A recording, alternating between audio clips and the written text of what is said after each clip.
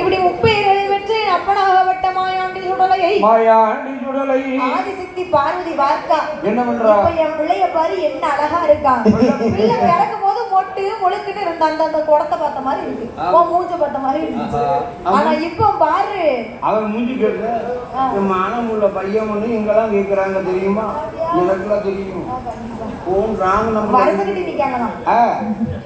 முப்பேர்களை கொடுத்த மாயாண்டி சுடலையை இந்த மாயாண்டி சுடலையை ஆதிசக்தி பார்வதி பார்வதா தேவியானவள் எப்படி எப்படி வளர்க்கிறாள்? எப்படி அம்மா வளர்க்கிறாள்?